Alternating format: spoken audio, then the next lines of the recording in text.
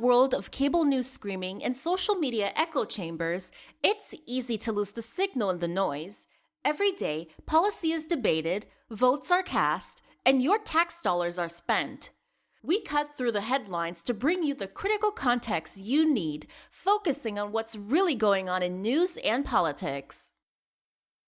Welcome to the Analytical Iowan Podcast. This is your daily dose of fact-driven politics. Let's analyze today's news. Here's Eric. We are back here on the Analytical Iowan Podcast. It is Wednesday, April 1st, as I am recording this, getting to it a lot later than I planned. And by the time you see this, you probably will have noticed that I was guest over on the Rational Boomer podcast. Now, if you followed me for a long time, you know I like to be over on the podcast whenever possible. This was unplanned. Mike reached out to me, said, "Hey, you free?" I'm like, "Yeah." He said he was having a problem, some issue with Zoom, which is how he records the podcast, and said, "Hey, can you connect real quick? We'll go from, see what's going on, see if we can figure it out." So we connected for a little bit. We were talking, and he's like, "Well, if you're not busy, do you want to do the show?" I'm like, "Yeah, let's do it." So it kind of just fell into place. It was one of those things that wasn't planned. And now here I am recording today's podcast well later than I ever intended. And in fact, when Mike asked, I was about 5 minutes away from sitting down to record my own show. But again, like I said, love doing Mike's podcast. I love sharing my thoughts. And I'm probably going to be covering a lot of the same things that we talked about over on the Rational Boomer podcast. But it needs to be said because, there's a lot going on here. Now, still looking to get back on track to being ahead with the podcast. My schedule is looking to straighten out a little bit. It's going to be better overall, I think, if this stays being the way it is. That the next few days I will have a chance to actually catch up. Now, today being April 1st, of course, you're going to see April Fool's Day jokes out there. And so far, I haven't seen any about Donald Trump passing or anything like that. And I'm at least grateful that those weren't done. Those would have been in rather poor taste. As much as we are anticipating that one big, beautiful obituary, glad that wasn't put out there as any sort of an April Fool's Day prank. But, people being people, maybe it'll still happen yet. I don't know. So be on the lookout for April Fool's Day pranks. There were some creators I was following, still following, I should say. And it took me way longer than it should have to realize that they were doing an April Fool's Day joke. So, just be mindful of it. Even in the world of news and politics, those things can happen. And, hopefully the ones that are done are at least funny and not done in poor taste. All right, we're going to get into it today. Now, the bulk of this podcast is probably going to be on about two issues. Today there was oral arguments in front of the Supreme Court over Donald Trump and his birthright citizenship executive order. Now, he signed this executive order, I believe it was day one of his administration. And let me see if I can pull it up here. I hadn't planned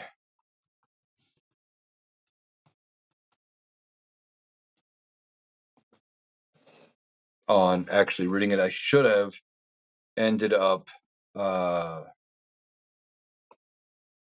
pulling it up before I started to record, but it is what it is. So here we go. This is from the very first day he was president, his executive order basically says, and it calls in the very first section, in the second paragraph, it says, Section 1, Purpose. The privilege of United States citizenship is a priceless and profound gift. 14th Amendment states all persons born or naturalized in the United States and subject to the jurisdiction thereof are citizens of the United States and the state wherein they reside. Now, basically, then it goes on, and it says, but the 14th Amendment never has never been interpreted to extend citizenship universally to everyone born inside the United States, except what they're saying is categorically false. I believe it's Kim v. Ark. Let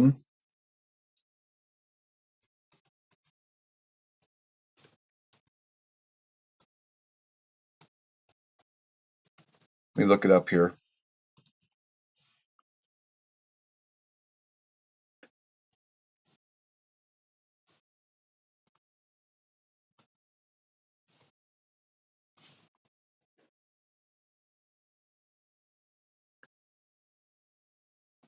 Here it is. I'm sorry. It is U.S. versus Wong Kim Ark. Basically, this one says, opinion. Here we go. In a 6-2 decision issued March 28, 1898, Supreme Court held that Wong Kim Ark had acquired U.S. citizenship at birth, and that the American citizenship which Wong Kim Ark acquired at birth within the United States has not been lost or taken away by anything happening since his birth.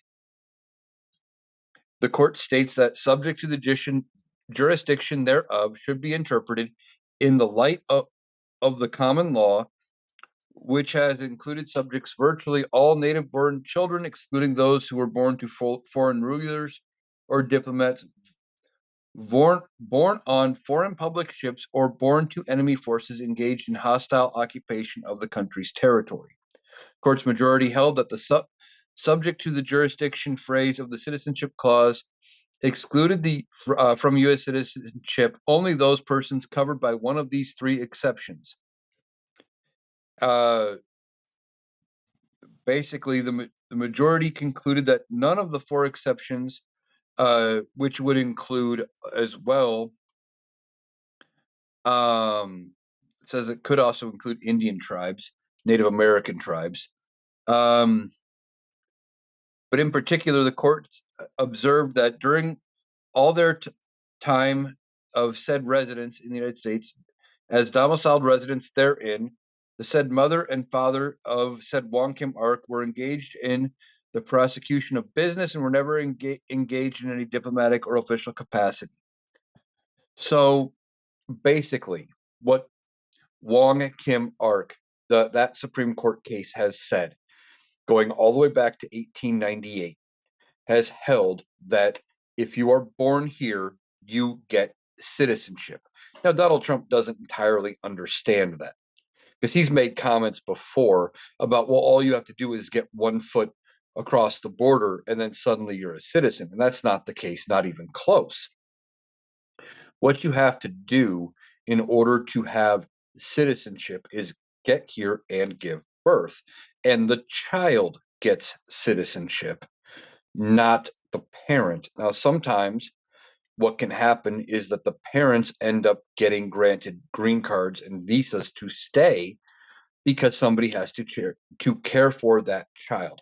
And there are ways in which they can give up their citizenship.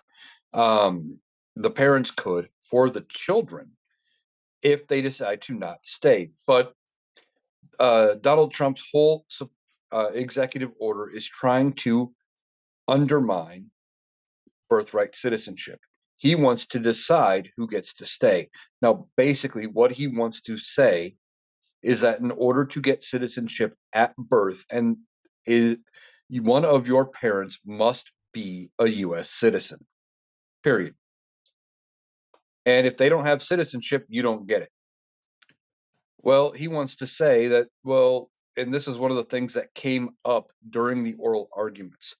They were asked by one of the justices, I believe it was Sotomayor, but I could be wrong, that during the oral arguments, they were asked, basically, could this go backward?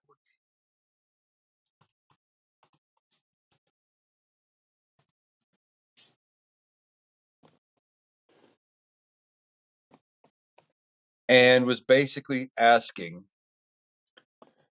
could you decide later? Because they kept saying that in this case, they were talking a lot. Donald Trump's attorneys, or the DOJ attorneys rather, were saying that they only want the Supreme Court to look at it proactively or going forward. So from the date of Donald Trump's executive order to the time the next president comes in, basically. And what I believe it was Sotomayor, it could have been Kagan, but I think it was Sotomayor, said was, well, could you go backward with this ruling? And they hemmed and hawed around about it. But Sotomayor was correct, and I hope I'm getting the right justice there. That they were saying you could go backwards and say, well, we don't think people from like the next Democratic president could say, well, we don't think that if you vote Republican and your lineage comes from Eastern Europe, that if you don't have at least 3 generations of citizenship, that you don't get citizenship. Now, I picked 3 generations because, well, that would basically exclude the entire Trump family. I don't know 100%. I think I looked it up on yesterday's podcast. Pretty sure it was debunked as a rumor, but the rumor was going around that Fred Trump was an anchor baby, Donald Trump's father. And not 100% sure if that was true, but Donald Trump's kids definitely are anchor babies, specifically Barron. Melania didn't have her citizenship yet. She was on a visa before she married Donald. Didn't get her citizenship till after, and I don't believe she got her citizenship until after Barron was born.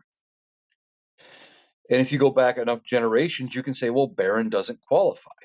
You might be able to say Donald doesn't qualify. And that was one of the key arguments. And one of the things they kept talking about in the arguments by the Supreme Court, specifically by the DOJ, they were talking about being domiciled, which basically means where are you housed? And the big crux of the DOJ argument is that while you could be physically living here, you could still be claiming your place of residence as another country. And then you are getting the benefits of American citizenship, or by living here, and giving birth, that child gets American citizenship, but you have no intention to stay. Well, there's already things about that in the immigration code. Like we talked about, I believe it was on yesterday's podcast. I looked up how there are ways the parents can give up the child's citizenship, and then they can turn around, and that child can turn around and would have to reapply and wouldn't be able to get it back automatically. Now, Donald Trump wants to say we are the only country in the world that has birthright citizenship. And we're not. Like 30, 35 countries, something like that, have birthright citizenship. I covered a few of them in yesterday's podcast. England has birthright citizenship. Canada has birthright citizenship. And I believe, and I could be wrong, I have not taken the time today, did not have a chance today to look it up, that Canada has an option for people to get their citizenship if you can prove citizenship, lineage through birth. I know South Korea has that option as well. I had to look it up for a friend of mine who is of South Korean descent, just to be safe.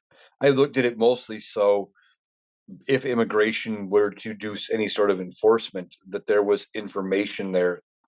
I may have to look it up again, but I did it initially after Donald Trump became president, just because I wanted to be sure I could help my friend out. And with that, we are not the only country that does birthright citizenship, but Donald Trump wants to try to go against it. Now, the oral arguments did not appear to go in Donald Trump's favor. The justices, even some of the conservative justices, including John Roberts, the Chief Justice, Gorsuch and Kavanaugh, from what I saw and what I have read on these oral arguments, it did not go well. They were very skeptical of what Donald Trump and his administration and his Solicitor General, the Solicitor General being the person that is allowed to argue in front of the Supreme Court. Not everybody can just show up and argue cases before the Supreme Court.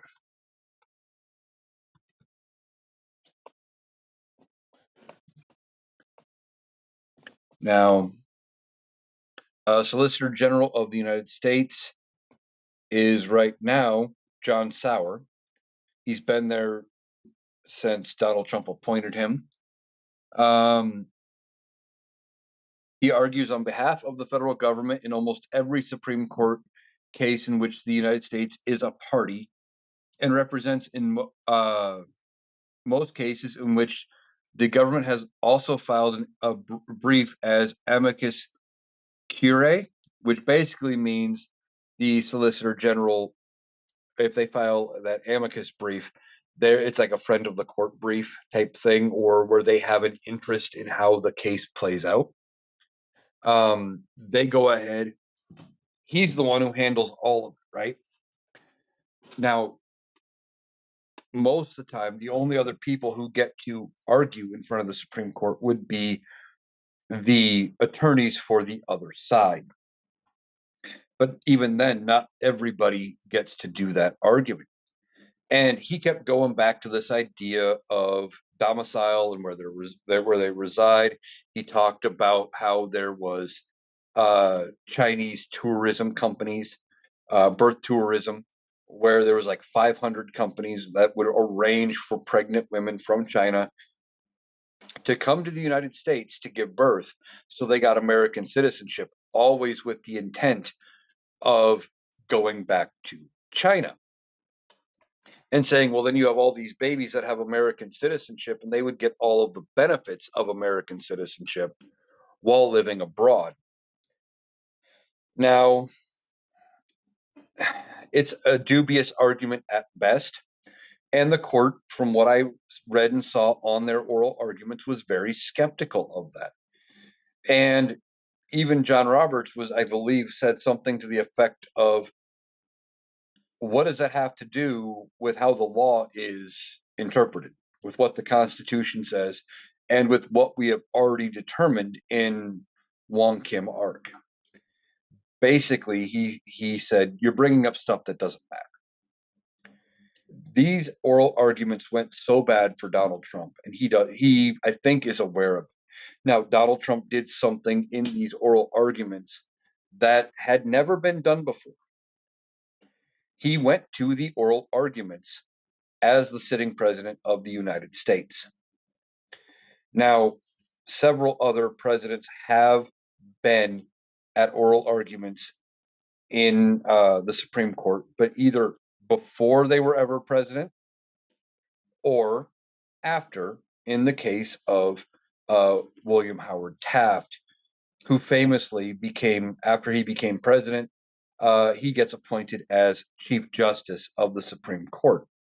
And ultimately, he was happier as a justice than he ever was as president. But President Taft, ultimately, he is the only president to ever hold both offices as president or vice president and Chief Justice of the Supreme Court. But presidents do not go to oral arguments. They are supposed to be a co-equal branch of government allowed to do their own thing. But that's not what Donald Trump did. Donald Trump goes and he thinks, well, I'm a tough guy. I can show up. I'll sit there in the gallery and I'll mean mug them and I'll be there and I'll intimidate them and they'll cave and they'll do things my way. So he's sitting there, and by reports, now to be fair, there are no cameras, there are no video recording devices allowed in the Supreme Court. They did allow some video streaming during COVID, but that was due to the ongoing pandemic. They have since reversed those rulings. Supreme Court does not allow cameras or other recording devices. You might be able to record some audio, but I'm not even sure if you're allowed to do that or if you can only use the audio released by the Supreme Court itself. Now, there's no images of this, but by reports from some people who were there, it at least looked like Donald Trump might have fallen asleep during the oral arguments. He was there about 90 minutes before getting up and walking out. And he probably walked out because they weren't going well. They weren't overly enjoyable for him. He wasn't appearing to get his way. And obviously, he would not be allowed to speak. Remember, at numerous points during his own criminal trials, Donald Trump, I think it was during his, was it during the 400 and some $1 million fraud case with the state of New York? He wanted to go because he was going to originally give closing remarks himself for his side, and he got talked out of it by his attorney. You see, Donald Trump would show up if he had a chance to speak because, as we've talked about, he is a narcissist. He believes legitimately and without question that he is 100% the smartest person in the entire room, whatever room he's in. Listen to the things he has said in the past. He has numerous times come out and said that he knows more about this than anybody else. He knows more about that than anybody else. He's an expert on so many things, according to him. Now, most of us look at what he's doing and saying and think he's just a clown. But his base, who doesn't understand how a lot of these things work, actually thinks he does know more than anybody else in the room. So he goes to the oral arguments. He's sitting there. Sounds like he might have fallen asleep or almost fell asleep, and then ultimately got up and left. He didn't really accomplish anything. Now, when are we going to hear what the ruling is from this Supreme Court? You probably by June. I believe for now, the Supreme Court ruling is stayed, or the lower court ruling is no, I'm wrong. I believe the lower court ruling is in effect. The executive order is stayed from taking effect. It's with a temporary hold, basically allowing this appeal to go forward. Now, with the Supreme Court, here's how they operate. What they do is they start a new term, usually around the first part of October. And then after that term starts, whenever their term starts, they hear cases all the way till, sometimes end of May. If it's very important, they will hear a case in June, but typically not. And then they issue rulings off and on throughout the year. But ultimately, we get the big majority of those rulings out in June, sometimes into the first week of July. And then they take the rest of July, all of August and September off. And they only really hear the emergency appeals, things like that. So this is going to be a big test for the Supreme Court. Do they side with Donald Trump like he wants them to? Or do they go out and do they do the right thing? Now, I've been saying for a long time, I think even this Supreme Court is not able or willing to overturn and mess with birthright citizenship. Now, this should be a very easy 9-0 decision. It should be unanimous because the 14th Amendment clearly says any person born in the United States and subject to the jurisdiction thereof is a citizen of the United States and a citizen of the state in which they reside. Period. But this administration is holding on to this idea of and subject to the jurisdiction. And they're trying to come up with this weird theory, and it was even called out. I don't remember which one of the justices called it out and said, you're found a very obscure reading of that phrase and want us to believe that that is the correct interpretation. I could be getting the exact phrasing wrong, but that was the gist of it. But basically, they want you to believe that subject to the jurisdiction thereof means that undocumented immigrants or tourists, etc., are not subject to the jurisdiction of the United States. Therefore, their children, if they're born here, cannot be citizens. However, if they're not subject to the jurisdiction, we can't arrest them.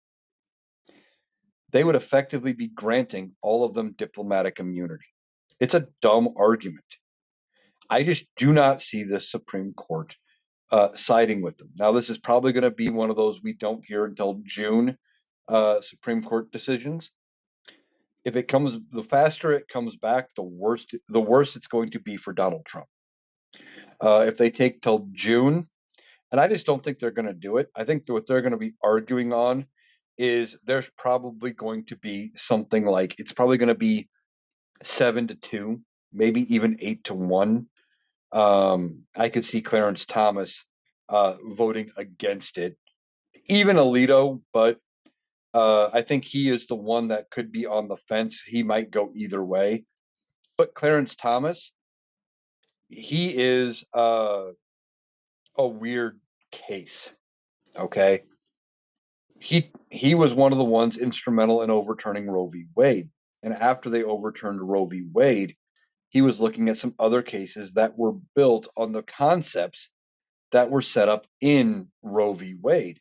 In Roe, they set up the idea that you have the right to privacy. And when they came out and they overturned it in the Dobbs decision, Clarence Thomas comes out and says, well, we need to look at some other decisions. And he talked about Loving v. Virginia and Griswold v. Connecticut, as well as the, I can't think of the name of the case now, the Obergefell case, the one that established gay marriage. And he said we need to look at those as well. Now, they can't look at them until there is a case brought forward to the Supreme Court. They can't just decide to rehear one. There has to be a case that challenges that decision somehow. But what is Loving v. Virginia, Griswold v. Connecticut, and the Obergefell case? Well, Loving v. Virginia was effectively the case that said, based on your right to privacy, you can marry anybody you want. Now, this was before the Obergefell case, which granted same-sex couples and basically everybody in the LGBTQ community the ability to get married, and said you cannot discriminate for marriages in this country based on the genders of both participants by saying things like, well, only certain people of certain genders, like only one man, one woman, can get married to each other. You can still put some limits on by saying you can only be married to one person at a time, but that is different. You are limiting how many marriages, or by putting age restrictions on marriage. Those are allowed, but you're not allowed to say anybody of any particular gender cannot marry somebody of a different gender. That's the Obergefell case. Loving v. Virginia was the case that basically said all of the states who had bans on interracial marriages, the interracial marriages were gone. And Griswold v. Connecticut basically was the case that decided that bans on bedroom activities between two consenting adults were unconstitutional, all based on the right to privacy. And in Griswold, basically, they said, you can't say that having members of the LGBTQ community cannot have relations with each other, basically. Those kind of laws are immoral. But the thing about Alito and the Loving v. Virginia case, he wants to go back and take a look at Loving v. Virginia. Here's the thing. Clarence Thomas is married to a white. Ginny Thomas is white. Clarence Thomas is an African American. He benefited from the Loving v. Virginia case, just like he actually benefited from affirmative action, and he helped overturn affirmative action. See, Clarence Thomas he doesn't view himself really as an African American.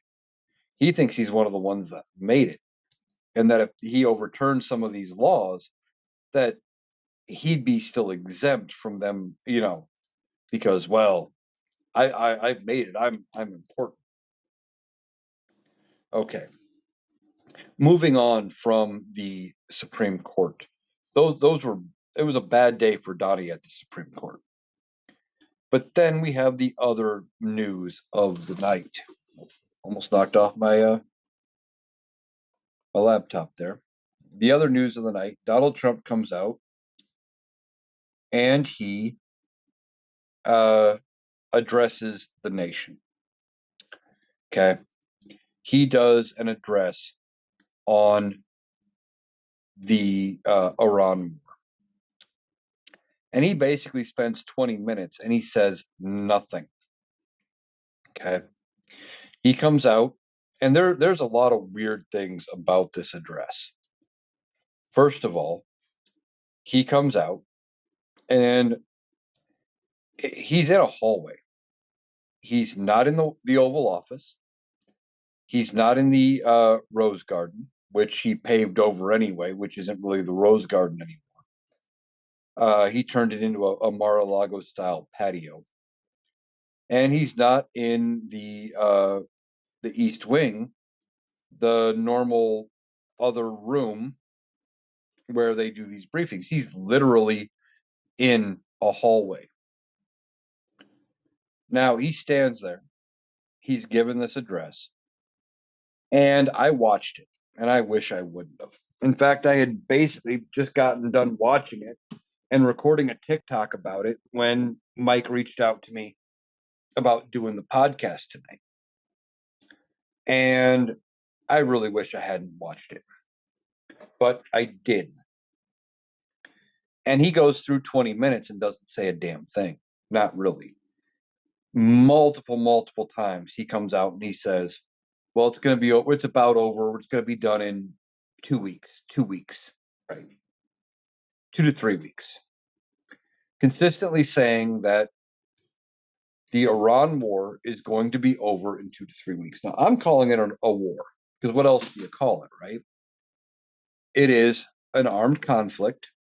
We are bombing another country, and he wants to say it's not a war. It's a police action, or it's a military excursion. Now, he wants us to believe that this excursion is going to be over in 2 to 3 weeks. But he said 2 to 3 weeks, 2 to 3 weeks ago. But see, that's the thing with Donald Trump, right? He wants us to go, and, he knows that it's going badly for him, right? So he's trying to make it look better for him in the media by saying it's going to be over in 2 to 3 weeks. The whole thing here with it is he was trying to salvage the markets.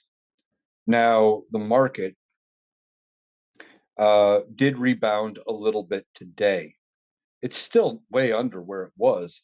At one point, remember, back months ago, Pam Bondi, I think it was a month ago or so, Pam Bondi was in front of the House Oversight Committee, and was being asked some tough questions that she didn't want to answer, specifically about the Epstein files and things. And she was given orders by Donald Trump. And one of the questions she was asked, her response was, well, the Dow's over 50,000. Like that mattered to anything about the Epstein files. But she said it, right? Well, the Dow's at like 46, 45,000, something like that. Not nearly doing as good as it was, but it bounced back a little bit as we heard that this was going to be, or he was going to be addressing the nation. Okay. He does this address, like I said, it was in a hallway. That was weird. Makes me wonder if it's not health related. Okay. Was it going to be too long of a walk for him to go all the way to the, I think it's the East Room, one of the other rooms where they normally do the briefing? Obviously, he didn't want to sit behind the Resolute desk. He wanted, and they didn't do it in the briefing room. The whole pick of location was just bizarre, almost as if it was an afterthought, as to where to hold it. Now, this could be because could he not handle the walking distance to go down the hallway? And because of how it would have been set up, that reporters and things would have noticed if he was being wheeled, if he's using a wheelchair or something like that. Donald Trump only cares about his image, right? He cares a lot about his image. And the last thing he wants to do is be seen in a wheelchair. So maybe that was the only distance he could walk. They set this whole thing up. He comes out and he spends 20 minutes. And I've said it a few times, but he said nothing. He kept repeating that the war was going to be over in 2 to 3 weeks, that we obliterated them. And then he said, well, if they don't give in and we don't get a ceasefire and they don't open the Strait of Hormuz, we're going to obliterate them even more, and we're going to start going after their infrastructure, and we're going to knock them into the Stone Age. Well, what the hell? That doesn't sound like de-escalation. Now, the markets had rebounded, hoping that he was going to come out and say that he had a deal with Iran and that they had some kind of peace plan, and it was going to be, over, and we wouldn't be dealing with this war and things like that. And he didn't say any of that. Now, I had speculated that he was going to come out and maybe say we were going to get that ground troops were going to get involved. He didn't quite go that far. He did say that we were going to obliterate them into the Stone Age. Now, see, Donald Trump is all about image and strength and things like that. We've talked about it before. Him wanting to knock Iran all the way back to the Stone Age just proves that he only cares about how he looks, right? Like if he could go down in the history books as the president who knocked Iran that far back technologically and everything, he would do it because he thinks it makes him look like a tough guy. This whole situation could have been avoided, right? And as I said in one of my TikToks, this address, it could have been a Truth Social post for as much as he didn't say. He didn't give us a clear guideline as to what's going on. He claims that we're getting great results and great negotiations out of Iran, and that the new regime is way nicer to us than ever before, except the new regime is the son of the previous Ayatollah, whose entire family we basically just took out in the strikes we've done. So why would he be beneficial to us? Why would he help us? Donald Trump and his lackeys can't articulate that at all. The whole thing was it was awful, right? And if you didn't have the luxury of watching it, I encourage you not to. I guarantee, or at least I'm anticipating, I should say rather, that the markets are not going to rebound any based on this speech. He didn't give us a clear timeline as to when it was going to be over. He just said his typical usual things of 2-3 weeks. He didn't give us any sort of real tangible goals. He said we've basically accomplished like 90% of our objectives. Didn't entirely say what those were. In one breath, he says we're not going after regime change, but then talks about how they affected a regime change, which, like I just said a little bit ago, wasn't even a regime change or anything else. And the other weird thing about his speech here is Donald Trump was really low energy. I commented about him not being able to maybe walk the distance all the way to the East Room. I think they call it, I'm not sure which one they call it. I don't think it's the briefing room.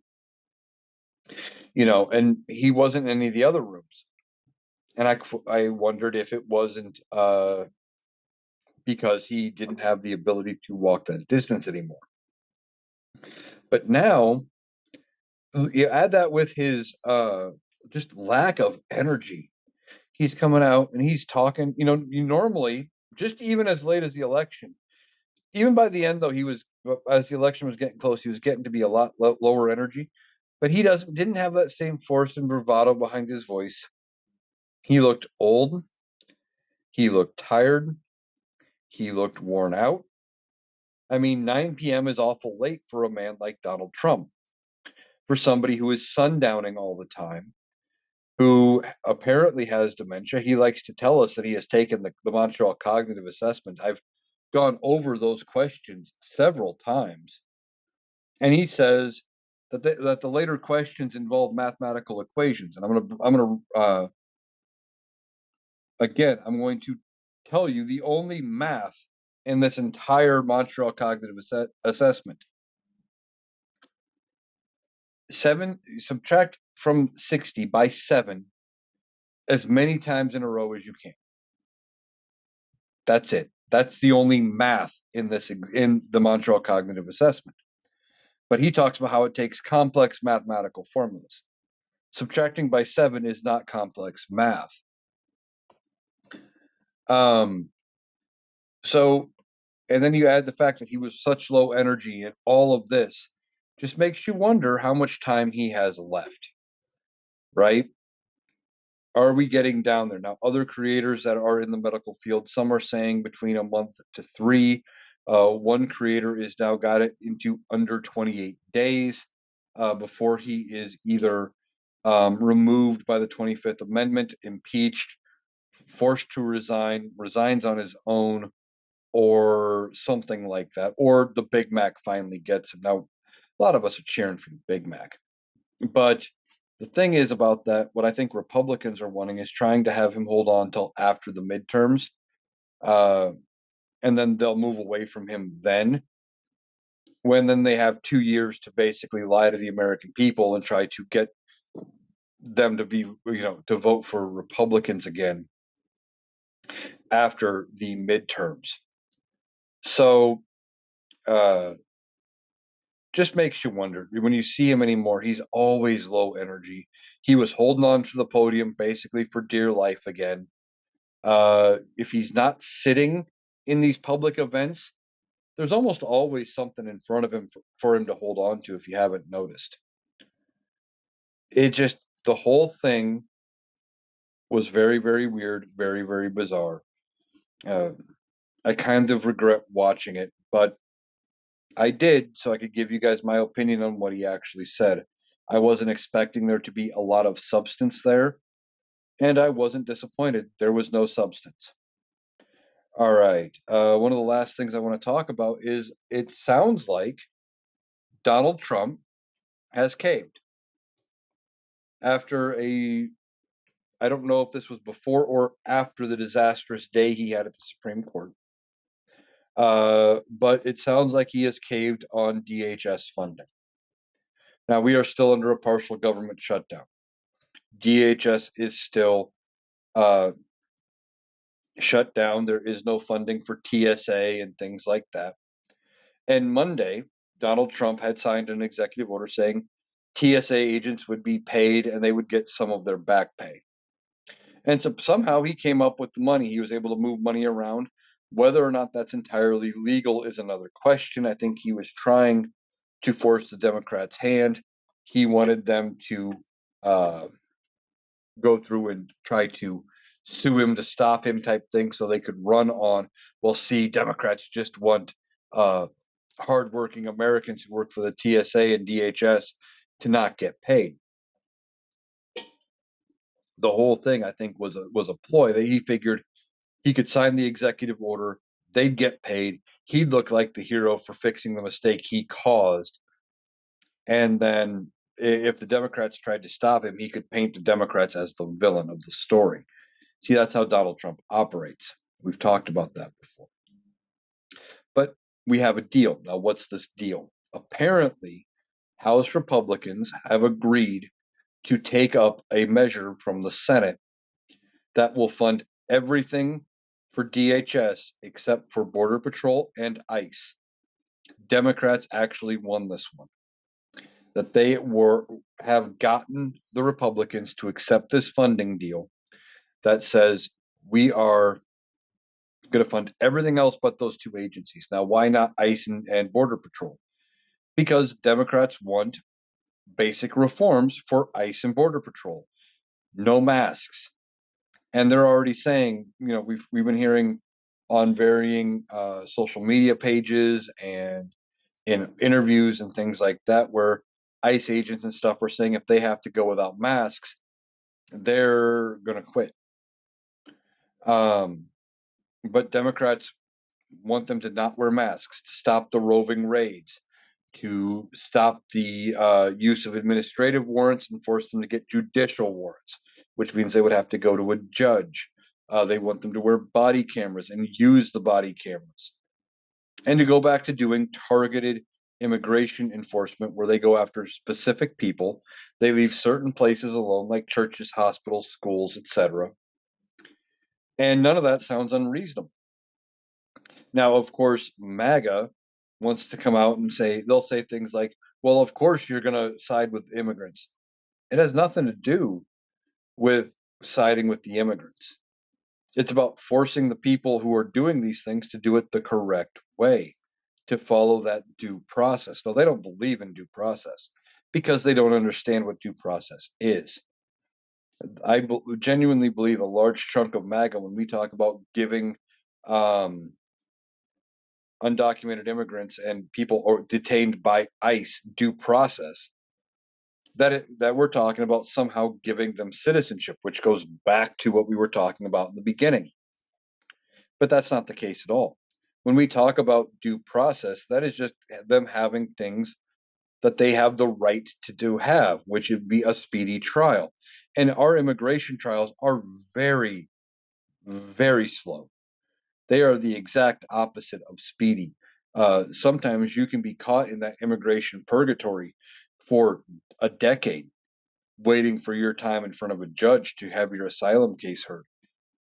It's ridiculous. We needed to work on fixing that. And there was a bill in place that would have fixed a lot of that. But Donald Trump said during the 2024 campaign to Republicans to kill the bill because he wanted something to run on. So nothing got fixed, right?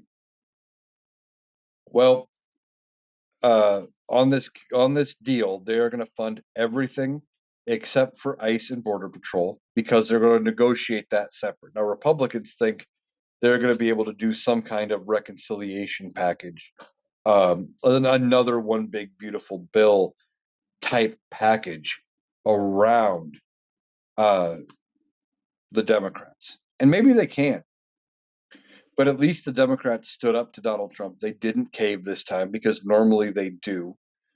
And it sounds like at some point coming up, when they come back from their Easter recess, because they're out for 2 weeks for Easter, because why wouldn't they be?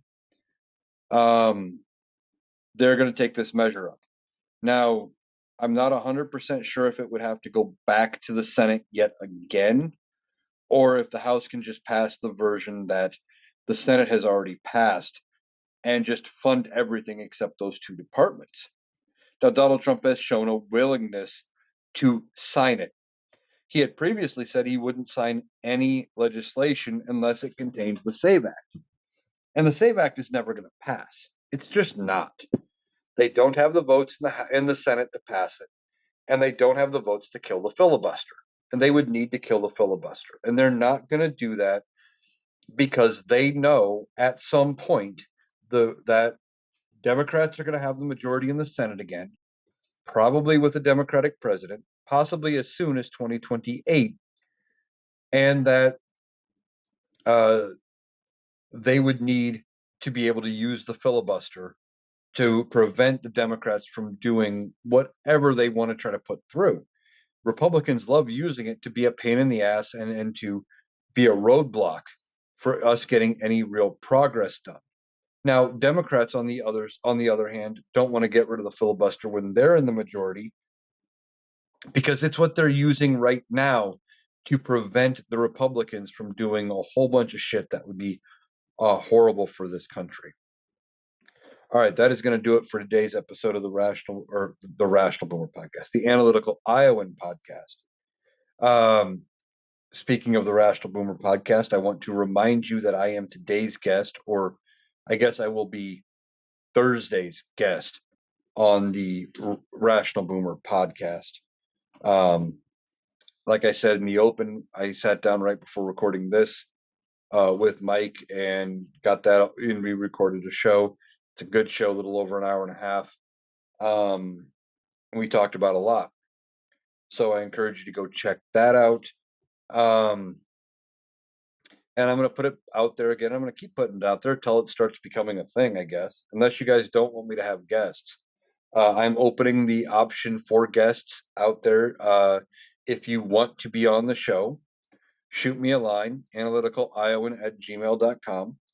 We'll set something up. We'll do a Zoom call, and we'll have a conversation. We'll talk politics, and we'll go from there, right? Also looking at doing lives. Might do one, probably not till Saturday. I think Saturday night I might do a live, as either probably for Sunday's podcast. I might do one Sunday night. I don't know, as a TikTok live. I know you guys seem to like those as the podcast. Might even do one with guests. Just see who's up to doing what and go from there.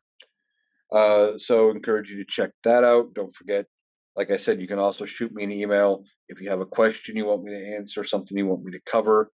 I can do a little deeper dive into that as well. So I want to thank you for taking the time to join me today. Hope you have a great day, and I will be back tomorrow with yet another podcast.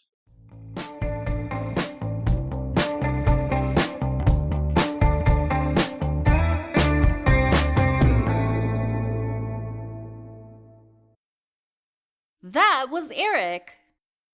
That does it for our analysis today. If you appreciated us cutting through the noise to get to the critical context, please make sure you're subscribed to the Analytical Iowan podcast on Spotify and YouTube. We'll be back tomorrow. Thanks for listening.